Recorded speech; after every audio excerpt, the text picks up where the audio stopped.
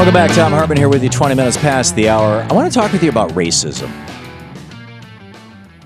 and the acculturation of racism for just a minute, if I can. And I want to share a personal experience with you and share an experience of somebody else.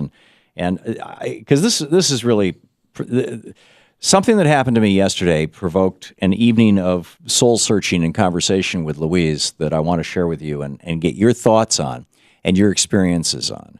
And we do have, callers who want to talk about California secession and Republican economics and capital gains and Shelley Adelson and Iran and things like that. And we will get to those topics too as we go through the day. These are all legitimate topics for the day. But a couple days ago, a young man, 19-year-old African-American young man who's a student at the New York City College of Technology, his name is Trayon Christian, went shopping at Barney's.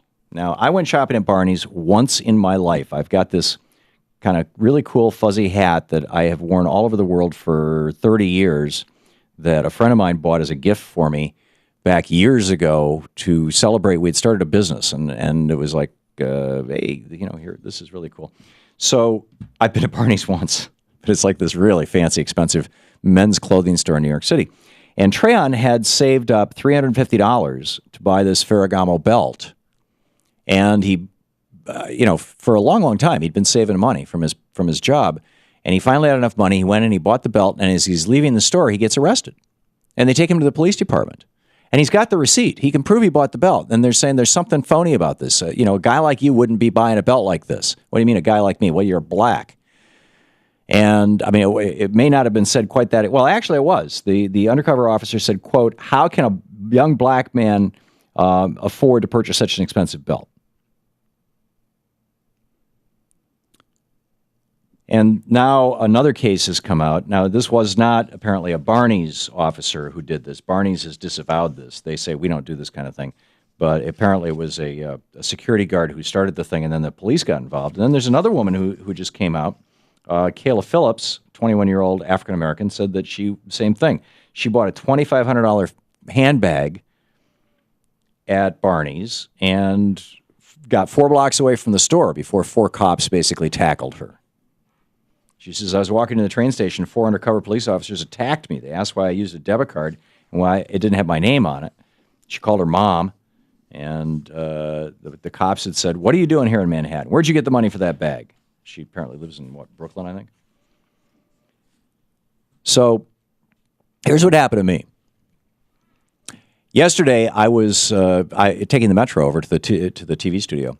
And I walked out of the train car, and as I walked out of the train car, it was fairly busy. There was this kid who was just running down the platform. I mean, just running. He had his head down. He was running forward like a football player runs. I mean, just zoom, going as fast as he could. And I didn't see him coming. I just took one step out of the train, and the edge of the tip of his shoulder went right into my rib cage, knocked us both on the ground. I think I have a cracked rib. It hurts to cough like crazy. And anytime I move forward any little bit, it hurts. And who knows how he is. I mean, we helped each other up. His Bluetooth that was in his ear had fallen on the ground, and he didn't notice that. And I pointed it out to him. I said, your Bluetooth is there, and he got it, and he said, you okay? And I said, yeah. And I said, are you okay? And he said, yeah, I'm fine.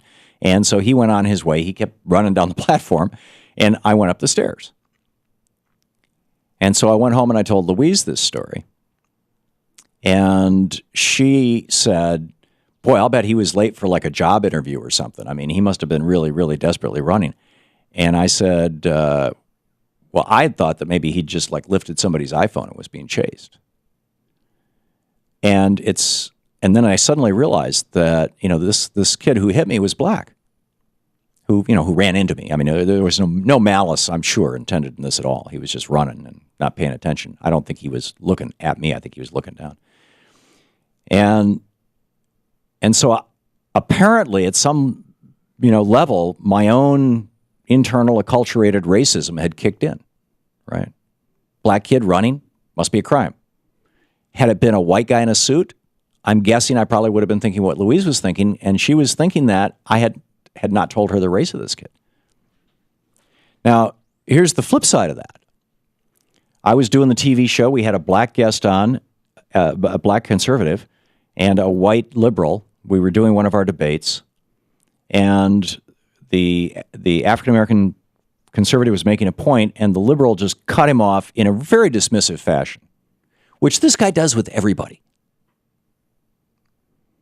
And the black guy looked like, whoa, like he'd just been slapped. And later he said, did he talk to me like that because I'm black?